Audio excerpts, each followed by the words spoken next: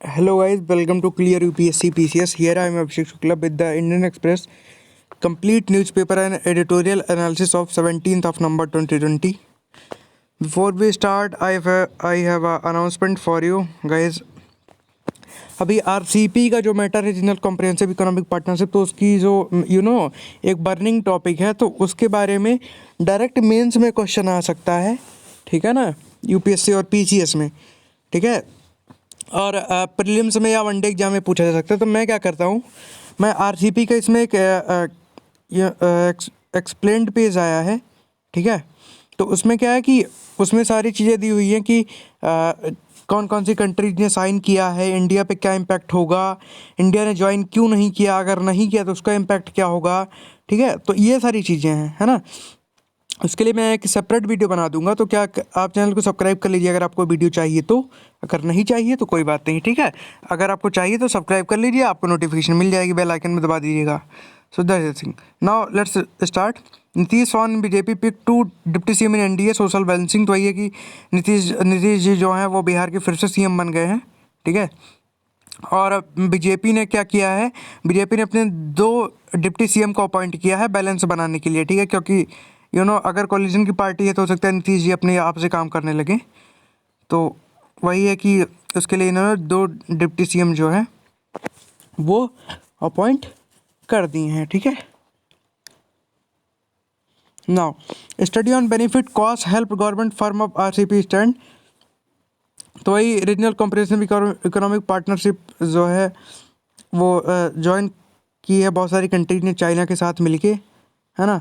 अब इसमें मैं आपको बताता हूँ आरसीपी होती क्या है। रीजनल कॉम्प्रिहेंसिव इकोनॉमिक पार्टनरशिप में क्या होता है, एक फ्री ट्रेड एग्रीमेंट होता है। जैसे जो जो कंट्रीज की सिग्नेटरी होंगी वो कंट्रीज एक दूसरे के साथ फ्री ट्रेड एग्रीमेंट करेंगे, उसमें कोई टैरिफ वगैरह नहीं लगेगी, ना कोई बैरियर होगा, ठीक है। तो वो एक दूसरे कंट्री से मान लीजिए सपोज चाइना और जापान ने किया है, ठीक है। तो चाइना जापान में कोई भी गुड्स को भेज सकता है और बिना किसी टैरिफ के, ठीक है ना। और जापान चाइना में कर सकता है, तो ये फ्री ट्रेड एग्रीमेंट होता है। अब इससे मेजरली बेनिफिट तो चाइना ही होगा, बट और सारी कंट्रीज़ ने, क्योंकि चाइना जो है वो मैन्युफैक्चरिंग हब है, वो डंपिंग कर देगा, ठीक है। ये भी एक रीजन इंडिया ने इसको ज्वाइन नहीं किया। और अभी एक ऐसा कहा जा रहा है कि अभी जो है कंट्रीज़ जो हैं उन्होंने कहा है कि अभी इंडिया के लिए डोर ओपन है, इंडिया चाहे तो इसको ज्वाइन कर सकता है। तो इसके बारे में एक्सप्लेन पेज में एक सेपरेट वीडियो बना दूंगा, आपको चाहिए आप सब्सक्राइब कर लीजिए।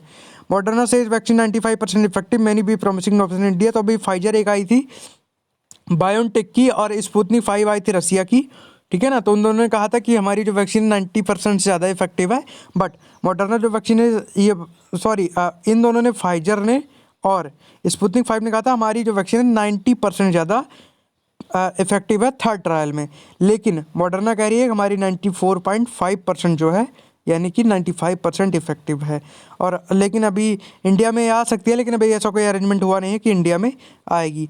बिलवाकर finally step put answer to tiger road में। तो ये टाइगर रोड मैप के बारे में बात की गई है। उसमें वही है कि एक रेडियो कॉलर्ड जो है वो जो टाइगर है, ठीक है ना, तो वो उसने क्या किया था, उसने महाराष्ट्र से मूव करना स्टार्ट किया था, फिर तेलंगाना गया, लेकिन वापस आते टाइम वो स्टेट में एंटर करता फिर से दोबारा, वो बुल्दाना जो है वहाँ पे रुक गया और दयान गंगा सेंचुरी में वो रुका हुआ है। उसने लगभग 3000 किलोमीटर की जो डिस्टेंस है वो कवर करी 9 मंथ्स में। तो ये थोड़ा सा रोड मैप टाइप का दिया गया है। इसमें यही कहा जा रहा है कि इसको एक फीमेल टाइगर की भी ज़रूरत है, उसको कंजर्व कैसे किया जाए, उसे सारी चीज़ों के बारे में बताया गया है। Government incentive across sector build bitter reality check for sugar. तो वही है कि अभी प्रोडक्शन लिंक इंसेंटिव दिया गया था। प्रोडक्शन लिंक इंसेंटिव का मतलब ये है कि अगर कोई यहाँ पे इंडिया में कोई चीज़ मैन्युफैक्चर करता है और बाहर से इंपोर्ट नहीं करता है, बाहर को एक्सपोर्ट करेगा, ठीक है, और वहाँ से इंपोर्ट नहीं करेगा, तो मतलब इंडिजीनस जो इंडिया की जो इंडस्ट्री या मैन्युफैक्चरिंग यूनिट्स है, तो उनको इंसेंटिव प्रोवाइड किया जाएगा। बट अभी जो रियलिटी चेक है उसमें दिया गया है कि शुगर की जो कंपनीज हैं, ठीक है ना, उसमें क्या हुआ है कि जो स्कीम नोटिफाई किया गया था कि तो 1 साल से ज़्यादा हो गया है, उनको कोई इंसेंटिव दिया नहीं गया, इसीलिए कहा जा रहा है bitter reality check for sugar. Okay, so ये याद रखिएगा कि शुगर के लिए इंसेंटिव 1 साल ज़्यादा हो गया, वे दिया नहीं गया है इनको। Let's move further. IBR facility का यूज किया जाएगा कॉन्टैक्ट ट्रेसिंग के लिए, याद रखिएगा। तो IBR फैसिलिटी अगर पूछता है प्रीलिम्स में क्या कैसे रिलेटेड है, तो वो क्या है कि सोशल कॉन्टैक्ट ट्रेसिंग के लिए यूज करता है। ITBP के बारे में यहाँ मैं बता देता हूँ, न्यूज हमारे लिए इंपॉर्टेंट, थोड़ा सा मैं बता दूंगा उसके बारे में। ITBP is an 5 central armed police forces of India. It was raised on 24 October 1962 under CRPF act in wake of 96 Sino India war, तो इंडो चाइना जो वार हुआ था उसके बाद ये बनाया गया था। It was provided full autonomy after parliament enacted the Indo Tibetan border police force act 1992 का जो ये एक्ट आया उसके बाद इसको फुल ऑटोनॉमी दे दी गई। It work under command of union home ministry. Its motto is सूर दृढ़ता कर्म निष्ठा, ठीक है। तो ये याद रखिएगा, इसका मोटो भी याद रखिएगा। अभी क्या हुआ है कि ITBP के जो कोविड सेंटर बनाया गया है उसमें जो डॉक्टर्स हैं बाहर से मंगाए जाएंगे और ऑक्सीजन बेड्स की 1000 ऑक्सीजन बेड का भी इंतजाम किया जा रहा है। सो ये है Delhi sees best post Diwali year in 4 year, best poor but poor still. तो दिल्ली की एयर क्वालिटी जो है वो पुअर है अभी भी, बट अगर 4 साल का डेटा देखें तो दिवाली के बाद जितना वर्स्ट होती है एयर क्वालिटी वो अब की बार उससे सही रही है। तो यही कह रहा है कि 4 साल में सबसे बेस्ट पोस्ट दिवाली की एयर दिल्ली में रही है, ये कोट कर सकते हैं आप कहीं पे। Citing existing inventory government drop slum relocation project 3000 family. तो ये कि दिल्ली गवर्नमेंट ने कहा था कि जो स्लम्स में रह रहे हैं दो तीन लोकेशन थी वहाँ के लोग स्लम्स में रह रहे हैं, जैसे जहांगीरपुर या वजीरपुर है, उसमें उनके लिए शेल्टर बनाने की बात है बस। बट गवर्नमेंट ने अभी ये प्लान ड्रॉप कर दिया बिकॉज उसके जो पहले प्रोजेक्ट्स थे वही अभी कंप्लीट नहीं हो पाए हैं, वही पेंडिंग है। तो उन्होंने कहा जो पहले की पेंडिंग है तो इसके लिए ये नहीं हो पाएगा, इसके लिए उन्होंने प्लान क्या कर दिया है, ड्रॉप कर दिया है, ठीक है। तो ये एक पॉलिटिकल एजेंडा भी हो सकता है। RJD blame Congress for defeat. तो कांग्रेस को RJD ब्लेम कर रही है डिफीट के लिए, क्योंकि कांग्रेस ने 70 सीटें ली थी बिहार में, केवल 19 पे ही जीत पाई है, ठीक है ना। तो इसकी वजह से उन्होंने कहा है कि ये कांग्रेस की वजह से ही हम हारे हैं। Okay, now looking at ways to improve media regulatory system, information and broadcast minister जो हैं प्रकाश जावड़ेकर जी, उन्होंने कहा है कि हम मीडिया को रेगुलेशन करने के लिए एक सिस्टम की ज़रूरत है और हम उसको इम्प्रूव करने की कोशिश कर रहे हैं। The government does not want to restrict. तो उन्होंने कहा कि जो फ्रीडम ऑफ प्रेस है उसको हम रिस्ट्रिक्ट नहीं करना चाहते, फिर भी हम चाहते हैं कि मीडिया जो है वो रिस्पॉन्सिबल हो, जैसे कि कोई भी कुछ भी दिखा देता है। Monday come to week after government broad the online news and entertainment platform under the preview of minister. तो इन्फॉर्मेशन ब्रॉडकास्ट मिनिस्ट्री ने ऑनलाइन मीडिया और ऑनलाइन जो जैसे OTT प्लेटफॉर्म है बट द टॉप, जैसे अमेजोन हो गया और नेटफ्लिक्स वगैरह हो गया, तो इन्फॉर्मेशन ब्रॉडकास्ट में आ गया है, ठीक है। तो उन्होंने कहा कि press council of India is an other mechanism of self regulation. तो प्रेस काउंसिल ऑफ इंडिया को इन्होंने बोला है कि सेल्फ रेगुलेशन का मैकेनिज्म है ये अदर मैकेनिज्म, लेकिन उन्होंने कहा कि उसमें भी प्रेस के ओनर्स होते हैं, जर्नलिस्ट होते हैं, ठीक है, और फोटोग्राफर्स एंड पार्लियामेंट ये भी होते हैं। But people are demanding that the press council should be given more power. तो ये कि ये भी डिमांड किया जा रहा है प्रेस काउंसिल ऑफ इंडिया को और भी पावर दी जानी चाहिए। OTT प्लेटफॉर्म को दे दिया गया इतना इधर। तो इन्होंने कहा कि OTT प्लेटफॉर्म जो है ना, तो बहुत अच्छे, उन्होंने कहा कि इस पर बहुत अच्छे कंटेंट भी होते हैं बट कुछ बहुत बुरे कंटेंट होते हैं, उसको भी इसके पर भी मिलाने की ज़रूरत है, ठीक है। तो अभी जैसे फिल्म्स आती थी तो उसको सेंसर बोर्ड से एक नोट लेनी पड़ती है, एक अप्रूवल लेना पड़ता था, वैसा ही अब अगर अमेजोन नेटफ्लिक्स पे भी आएगी तो उसको एक थोड़ा सा अप्रूवल लेना पड़ेगा।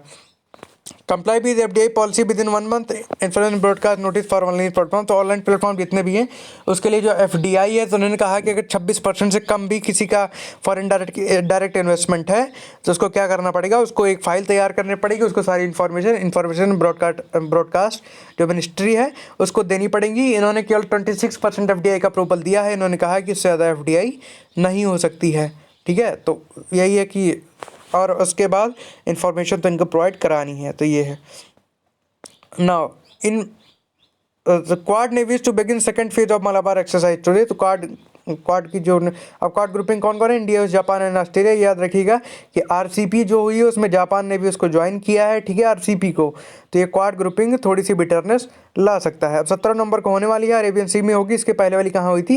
इसके पहले वाली हुई थी बे ऑफ बंगाल में। तो अगर ये आपसे प्रीलिम्स वगैरह में दे सकता है स्टेटमेंट की मालाबार एक्सरसाइज मालाबार में ही होती है, ऐसा नहीं है। मालाबार एक्सरसाइज अरेबियन सी में भी हुई है, बे ऑफ बंगाल, तो अलग अलग जगह पे होती रहती है, ठीक है।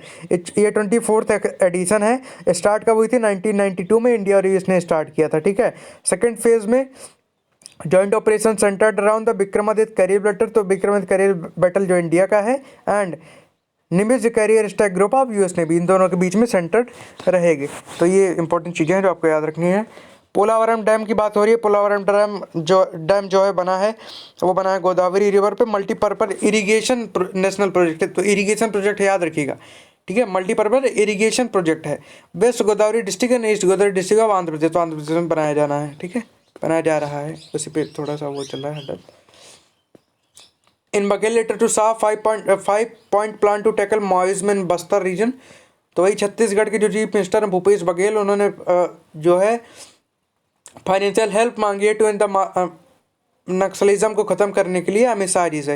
इन्होंने कहा कि 5 पॉइंट प्लान जो है उस पर वर्क करना चाहिए, जो बस्तर रीजन है उसको माओइज्म से फ्री करने के लिए। इन्होंने कहा pointed need of job creation, तो इन्होंने जॉब क्रिएशन की नीड बताई है। एंड कनेक्टिविटी इतना रिमोट फॉरेस्टेड रीजन, तो इन्होंने कहा है कि जॉब क्रिएशन की ज़रूरत है, और जो रिमोट एरिया हैं फॉरेस्टेड रीजन जहाँ पे कनेक्टिविटी नहीं है वहाँ की ज़रूरत है। Baghel said youngster of Bastar should be given various job opportunity so that they don't join the Maoist. तो उन्होंने कहा कि अगर जो वहाँ के यंगर पीपल हैं उनको अगर जॉब दी जाएगी तो वो जो माओइस्ट पीपल हैं उनको ज्वाइन नहीं करेंगे। उन्होंने कहा कि बस्तर जो है उन्होंने कहा कि आयरन रिच एरिया है बस्तर, ये भी याद रखिएगा। तो उन्होंने कहा कि अगर एक स्टील प्लांट सेटअप कर दिया जाए तो जॉब भी हो जाएगी और वहाँ पे फाइनेंशियल असिस्टेंस भी मिल जाएगी, और लोग वहाँ पे जब जॉब मिलेगी तो जाके वहाँ पे ज्वाइन नहीं करेंगे, ठीक है। From the centre to establish cold chain, तो उन्होंने कहा कोल्ड चेन की फैसिलिटी भी ज़रूरी है, क्योंकि जो फॉरेस्ट प्रोड्यूसर्स हैं उनको रखने के लिए। उन्होंने इलेक्ट्रिसिटी की बात की, इलेक्ट्रिसिटी भी अच्छे सप्लाई की जानी चाहिए। Requesting from the upcoming both Ghat irrigation project, he also said that 50 crore भी granted to each of 7 aspirational district। तो वही है, ये बहुत घाट जो इरीगेशन प्रोजेक्ट है उसके लिए भी उन्होंने 50 करोड़ की बात की है। उन्होंने कहा है कि एडिशनल सीआरपीएफ बटालियन की भी डिमांड की है। तो अगर आपसे पूछता है कि माओइज्म और नक्सलिज्म खत्म करने के लिए क्या करना चाहिए, 3 पॉइंट को आप ऐसा नहीं है कि यही इसी रीजन के लिए यूज कर सकते हैं, किसी भी रीजन के लिए अगर पूछता है तो ये सारे पॉइंट्स आप उसमें डाल सकते हैं, ठीक है। और अगर किसी स्पेसिफिक उसका पूछता है तो ये सारे आपको थोड़ा सा इम्प्रोवाइज करके उसको आप उस पर ऐड करते हैं। आर्टिकल 370 के बारे में आपको पता ही है, क्या ही बताना उसके बारे में, ठीक है ना। हैमिट global call to step up TB treatment expert flag India conservative approach. तो वही है कि टीबी जो ट्यूबरकुलोसिस का प्रोग्राम है उसके लिए कहा है कि इंडिया जो है वो कंजर्वेटिव अप्रोच फॉलो कर रही है, ठीक है ना। अभी जो है जो कोविड की वजह से जो ग्लोबल रिस्पांस ऑफ टीबी है, ट्यूबरकुलोसिस है, वो ना वो उसमें रिडक्शन आया है। जो कहा गया government to accelerate testing treatment and prevention of for TB. तो वही कहा गया कि टीबी के लिए टेस्टिंग और प्रिवेंशन करने की ज़्यादा ज़रूरत है। उन्होंने कहा कि for donor to provide financial support to ensure the increase access of new medical tool for diagnostic and treating millions of these disease. तो उन्होंने कहा है कि डोनर्स हैं जो उनको चाहिए कि वो पैसे डोनेट करें जिससे कि प्रॉपर ट्रीटमेंट और मेडिकल फैसिलिटीज़ मिल सके।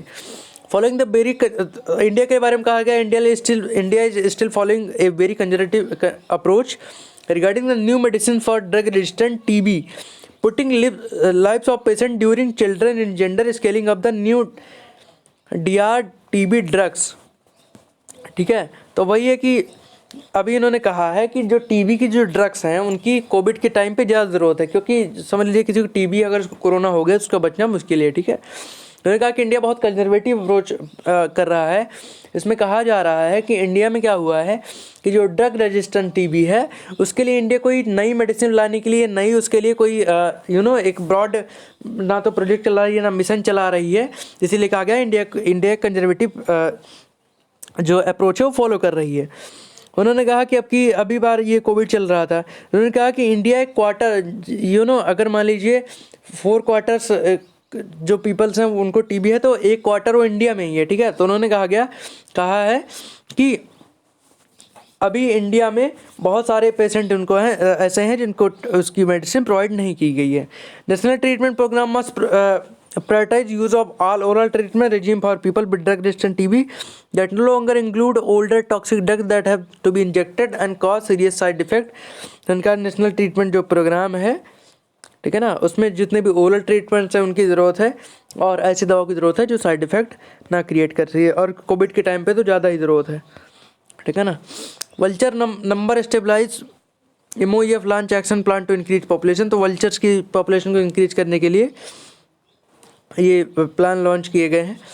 9 recorded species oriental white backed, long billed, slender billed, Himalayan, red headed, Egyptian, beard, cinereous and Eurasian griffon. 4 critically endanger है, इसमें 1 इंडेंजर है और 3 नियर थ्रेटन्ड है। The crisis, the massive dip in vulture population come into limelight in the mid nineties and 2004 the cause of crash was establish a diclofenac veterinary non steroidal anti inflammatory drug. तो non steroid anti inflammatory जो drug है उसका use किया जाता था vultures के लिए, और उससे क्या हुआ कि उसकी वजह से उनकी पॉपुलेशन घटने लगी, और 90s और 2004 के बीच में इसको रिकॉग्नाइज किया गया। Testing of non steroidal anti inflammatory drugs and vulture, development of new NSAIDs covering 2 more species in a breeding program that earlier focused on 3 critical endangered species। तो ये भी किया जाएगा, दो और स्पेसीज को इसमें कवर किया जाएगा।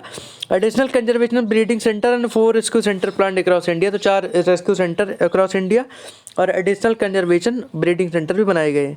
National wide vulture survey 1 in 4 है, तो 4 साल में वल्चर का सर्वे भी किया जाएगा, तो इस प्लान में ये किया गया है। ओके, वार अगेंस्ट वायरस, तो इसमें जो हर्ड इम्यूनिटी है उसके बारे में दिया गया है, ये मैं सबसे लास्ट में देखा। रेनेसा मैन, तो इसमें सुमित्रा चैटर्जी की जो लाइफ है उसके बारे में लिखा गया है, हमारे लिए इंपॉर्टेंट नहीं है एग्जाम पॉइंट ऑफ व्यू से। पाकिस्तान बिडन होप्स, तो इसमें कोई मैंने पढ़ा है, इसमें कोई इंपॉर्टेंट वो नहीं है कि पाकिस्तान क्या होप कर रहा है, एक ऐसा एस्टिमेट टाइप का दिया गया है कि पाकिस्तान ने उसको बधाई दी है US को, और हो सकता है वो चाहता है कि कश्मीर मुद्दे पे CAA पे US के साथ खड़ा हो, तो एक चापलूसी टाइप की वो स्टार्ट करेगा। यही सब दिया गया है, हमारे लिए इंपॉर्टेंट नहीं है, ठीक है ना। जो हमारे कॉमन सेंस की बात है उससे भी नीचे की बात इसमें लिखी गई ना। आगे मूव करते हैं। India out of RCEP trade angle, तो ये मैंने आपको स्टार्टिंग बताया था, ये जो है ना ये थोड़ा सा बड़ा है, और इसके बारे में कुछ एडिशनल इन्फॉर्मेशन दे के भी आपको एक सेपरेट वीडियो बना दूंगा। तो अगर आपको ये वीडियो चाहिए तो आप सब्सक्राइब करके बेल आइकन दबा लीजिए। ये मेंस में डायरेक्ट क्वेश्चन इसका पूछा जा सकता है, मैं इसके बारे में आपको सारी चीज़ें बता दूंगा, ठीक है ना। Asia Pacific sees surge in new Covid cases, तो एशिया पैसिफिक जो रीजन है उसमें कोविड केसेस राइज हो रहे हैं, ये याद रखिएगा। देखिए, ये मान लीजिए राइज हो रहे हैं, तो मैं आपको बता देता हूँ, लेकिन ये इंपॉर्टेंट, ये एग्जाम के लिए उतना इंपॉर्टेंट, क्योंकि देखिए अभी राइज हो रहा है फिर रिड्यूस होगा, तो ये शॉर्ट टर्म की चीज़ें हैं। UPSC शॉर्ट टर्म की चीज़ों पे फोकस नहीं करता है, UPSC उन चीज़ों पर फोकस करता है जिन चीज़ों का लॉन्ग टर्म में इम्पैक्ट होता है या बहुत बड़ा इम्पैक्ट होता है, ठीक है ना। ये आपको ध्यान रखना है। SpaceX resilience lift 4 astronaut into a new era पे स्पेस फ्लाइट, तो अभी 4 एस्ट्रोनॉट को स्पेस स्टेशन में भेजा गया है, और ये काम किसने किया है? SpaceX ने किया है।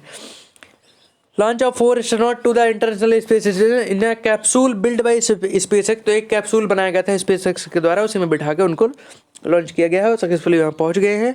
Was momentous step toward marking space common place and mundane, तो वही कहा गया है कि अभी कैप्सूल बन गया है, तो अभी ऐसा कहा जा सकता है कि स्पेस स्टेशन जो है वो लोगों के लिए कॉमन प्लेस होगा और कोई ऐसा डिफिकल्टी नहीं होगी।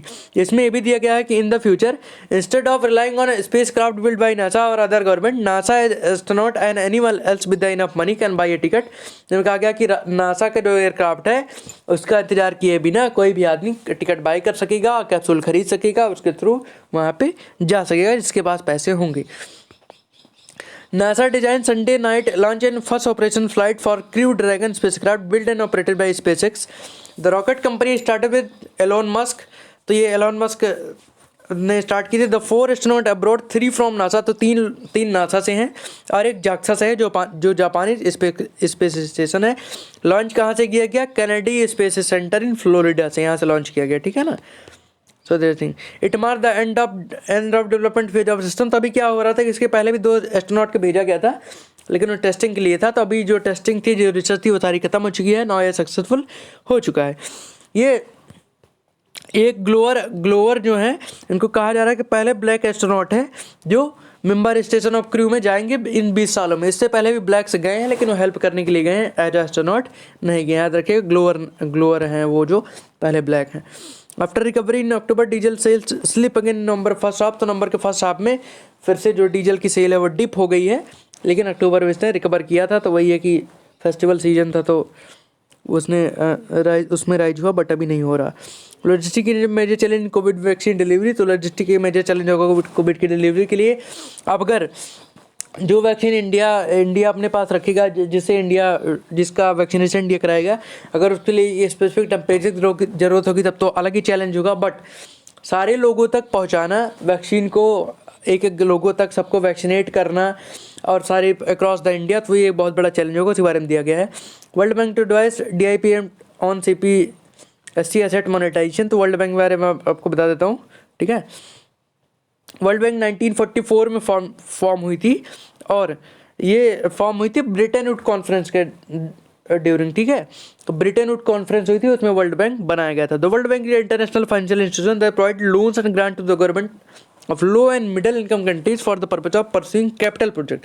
कैपिटल प्रोजेक्ट के लिए low and middle income countries है, उनको ये फाइनेंशियल असिस्टेंस प्रोवाइड करता है। 1944 में ये फॉर्म हुआ था ब्रिटेन वुड कॉन्फ्रेंस के थ्रू, याद रखिएगा, ठीक है ना। Now we were left with only one editorial page, ठीक है ना। तो एडिटोरियल हमारा बचा हुआ है, हम उसको डिस्कस कर लेते हैं। पहली बात तो मैं हर्ड इम्यूनिटी के बारे में बता देता हूँ, ठीक है। हर्ड इम्यूनिटी के बारे में ये सीन है, देखिए मैं आपको एकदम सिंपली समझाता हूँ। मान लीजिए 5 लोग हैं, 1 2 3 4 5, 5 लोग हैं। एक आदमी जो ये है इन्फेक्टेड, ठीक है ना, ये आदमी इन्फेक्टेड है, ये आदमी इन्फेक्टेड हो गया।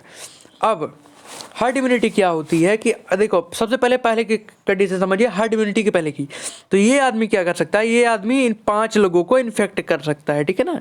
यदि 5 लोगों को इन्फेक्ट करेगा, अगर ये 5 लोग इन्फेक्ट होंगे तो ये क्या करेंगे, अगर इन्होंने 2-2 को भी किया तो कितने लोग हो गए, फिर 10 लोग इन्फेक्ट हो जाएंगे, ठीक है ना। 10 लोग इन्फेक्ट हो गए तो इस पर स्प्रेडिंग बढ़ गई। अब हर्ड इम्यूनिटी क्या होती है, मान लीजिए अब इसमें सपोज ये मान लीजिए कि ये जो 3 लोग हैं, इन लोगों को पहले कोरोना हो चुका है, ठीक है ना। इनकी इम्यूनिटी जो है वो डेवलप हो चुकी है। तो अब अगर ये आदमी इन्फेक्टेड है, तो इनकी इम्यूनिटी अगर डेवलप है इन तीनों की, तो ये इनको इन्फेक्ट नहीं कर पाएंगे, ठीक है ना। तो इनको इन्फेक्ट नहीं कर पाएंगे, तो अब ये कितने लोगों को इन्फेक्ट कर पाएंगे, अब कोरोना केवल 2 ही लोगों को हो सकता है। अगर ये दो लोगों को इन्फेक्ट करेंगे, फिर भी जाकर के कितने लोगों को इन्फेक्ट करेंगे, केवल 4 लोगों को। तो अगर इन 2 लोगों को हो गया है तो इनकी हार्ड इम्यूनिटी डेवलप हो गई थी, ये अब आगे स्प्रेड नहीं करेंगे, इनको कोरोना नहीं हो सकता। तो पहले जब हार्ड इम्यूनिटी नहीं थी, कितने लोग इन्फेक्टेड हो रहे थे, 10 लोग। बट अभी हार्ड इम्यूनिटी इन 3 लोगों की डेवलप हो चुकी है, तो अभी केवल 2 ही लोग इन्फेक्ट हो सकते हैं, तो अब केवल 4 लोगों में स्प्रेड हो सकता है। तो आप ये इस तरीके से आप ये समझ सकते हैं कि क्या है कि अब जो इन्फेक्शन होगा, हार्ड इम्यूनिटी जब डेवलप हो चुकी है, तब अब ये इन्फेक्शन कम लोगों को होगा, 4 लोगों को होगा रेदर देन 10 पीपल। तो हार्ड इम्यूनिटी का कॉन्सेप्ट यही होता है। तो इसीलिए कहा जाता है कि अगर ज़्यादा लोगों को इन्फेक्शन हो गया है, ज़्यादा पॉपुलेशन को, तो हार्ड इम्यूनिटी डेवलप हो गई है, अब जो स्प्रेडिंग है वो कम हो जाएगी, ठीक है ना।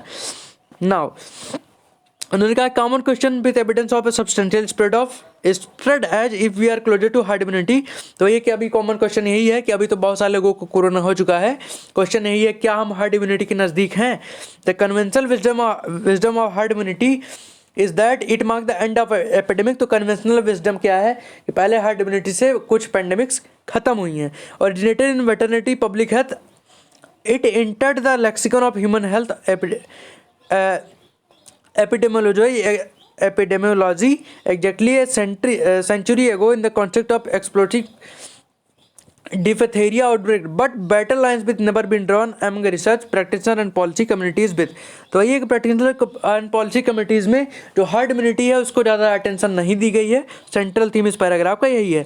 When one infected person in a population lead to less than 1 secondary case on average, which correspond to the effective reproduction number, average number of person infected by dropping below 1 is absence of intervention, herd immunity considered to be has been achieved।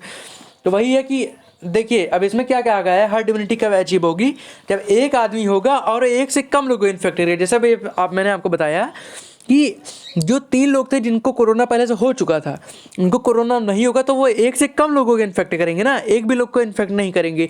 तो वो जब case आ जाता है कि आधे से ज़्यादा population जो है उसको हर्ड इम्यूनिटी हो जाती है, वो एक से कम लोगों को इन्फेक्ट करता है, तब ऐसा माना जाता है कि हर्ड इम्यूनिटी अचीव हो गई है। एक इंपॉर्टेंट पैरामीटर है, याद रखिएगा, यूपीएससी प्रीलिम्स में पूछ सकता है।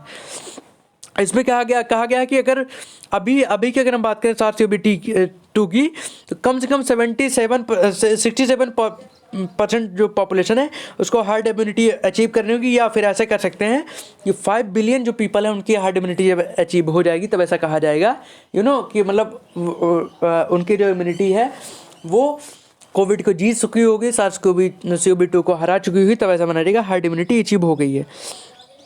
ग्रेट बैरिंगटन डिक्लेरेशन किससे रिलेटेड है? तो हार्ड इम्यूनिटी से रिलेटेड है, ये याद रखिएगा, इन्फेक्शियस डिसीज से। Compensate approach that balance the risk and benefit of reaching hard immunity to allow those who are not minimum risk of death to live their life normally to build up immunity to the virus through natural infection. तो वही है कि ऐसा कहा जा सकता है compensate करने के लिए जो लोग स्वस्थ हैं, जैसे 20, 22, 25 साल के लोग हैं जिनकी इम्यूनिटी स्ट्रांग है, तो ऐसा कहा जाता है कि वो खुद ही नेचुरल इन्फेक्शन ले करके हर्ड इम्यूनिटी डेवलप कर सकते हैं जिससे फर्दर स्प्रेड ना हो। लेकिन इसमें उन्होंने कहा है बहुत रिस्क भी है, क्योंकि यार देखिए आप ही लोग होंगे 25-30 साल के, ठीक है, तो आप भी थोड़ी कोरोना का इन्फेक्शन ले लेंगे हार्ड इम्यूनिटी के लिए खुद ही जाके, ऐसा नहीं होगा। WHO के डायरेक्टर ने कहा कि पहले भी जो हर्ड इम्यूनिटी का वो है, immunity achieved by protecting people through vaccine और नॉट बाय एक्सपोजिंग देम। तो WHO के जो डायरेक्टर जनरल ने कहा कि हर्ड इम्यूनिटी को वैक्सीनेशन के थ्रू बनाया जा सकता है, उसके थ्रू ये सक्सेसफुल है। ऐसा नहीं है कि नेचुरली आप ले लेंगे, बिकॉज हो सकता है नेचुरली आप इन्फेक्शन ले लें लेकिन आप उसे जीत नहीं पाए तो आपकी डेथ भी हो सकती है, ठीक है। दूसरी चीज़ ये है कि कुछ एक्सपर्ट और कहते हैं कि अभी जितने भी पॉलिसीज़ बनी, जैसे यूएस की हो गई, ट्रंप की पॉलिसी होगी, इंडिया की पॉलिसी होगी, तो उसमें सारी चीज़ों पे ध्यान दिया गया लेकिन हार्ड इम्यूनिटी पे फोकस नहीं किया ना। उसके लिए पॉलिसी बनाई गई कि अगर वैक्सीन नहीं है, मान लीजिए इन्फेक्शन ज़्यादा बढ़ रहा है, तो उसका पॉजिटिव यूज किया जा सकता है, ठीक है ना। तो वही है कि किसी ने भी उस पर ध्यान नहीं दिया। ओके, सॉरी फॉर डिस्टर्बेंस, कोई बुलाने लगा था। ओके, सो नाउ अभी इसमें क्या क्या है कि अगर 14 दिन के लॉकडाउन की भी हम बात देखें तो इन्होंने कहा है कि लॉकडाउन से क्या हुआ, रेस्ट्रिक्शन लग गई, लोगों की जॉब चली गई, इकोनॉमी उनकी हो गई, उनका जो मोरल है, जो उनकी मोरालिटी है वो भी डाउन हो गई। लेकिन उस रिस्ट्रिक्शन को बहुत ज़्यादा फ़ायदा नहीं हुआ। ऐसा नहीं है कि हमने पेंडेमिक को एंड कर दिया, कोरोना ख़त्म हो गया, ऐसा कुछ नहीं हुआ। तो इन्होंने कहा है कि फर्दर अगर वैक्सीनेशन नहीं होगा, हार्ड इम्यूनिटी डेवलप नहीं होगी और फिर से कोविड इंक्रीज करेगा, तो जो लॉकडाउन हुआ था इसका और भी वर्स्ट इम्पैक्ट देखने को मिलेगा। अभी ये एथिक्स और उसकी बात की गई है, ठीक है। कोमॉर्बिडिटी की बात की गई है कि जो यंग पीपल्स हैं उन पे भी इन्फेक्ट कर सकता है, उनकी भी डेथ हो सकती है। ऐसा नहीं है कि यंग पीपल अगर इन्फेक्शन खुद पे लेंगे, ठीक है ना, तो क्या करेगा कि वो हार्ड इम्यूनिटी डेवलप हो जाएगी और इन्फेक्शन फर्दर इंक्रीज नहीं होगा। तो इन्होंने कहा है कि जो यंग पीपल हैं और ओल्ड पीपल हैं दोनों को भी कॉन्शियस रहने की ज़रूरत है। India's current approach to continue with limited restriction with hope of roll out of vaccine as the key strategy. तो अभी कहा गया है कि इंडिया का करंट अप्रोच क्या है कि लिमिटेड रिस्ट्रिक्शन के साथ इन सारी चीज़ों को कंटिन्यू कर रहे हैं जब तक वैक्सीन नहीं बन जाती, ठीक है। सेंटर क्या है, क्लिनिकल ट्रायल की बात कर रहा है और हॉस्पिटल्स और इक्विपमेंट्स को बढ़ा रहा है। So that is the thing. Adoptive model, तो अभी 2 एग्जांपल दिया गया जापान और वियतनाम का। जापान और वियतनाम ने क्या किया, अडॉप्टिव मॉडल की यूज किया, जो हो रहा है इसको अडॉप्ट किया, उसने उसको पॉजिटिवली यूज किया और पॉजिटिवली यूज करके उसने कोविड से एक टाइप की रिलीफ पाई है। Okay, so that is the thing guys, that's all for today. अगर आपको RCP का जो बर्निंग टॉपिक है उसके बारे में सारी चीज़ें चाहिए तो आप चैनल को सब्सक्राइब करके बेल आइकन दबा लीजिएगा। अगर नहीं चाहिए, it's up to you. Okay, so thank you, have a good day and as always हारा वही जो लड़ा नहीं।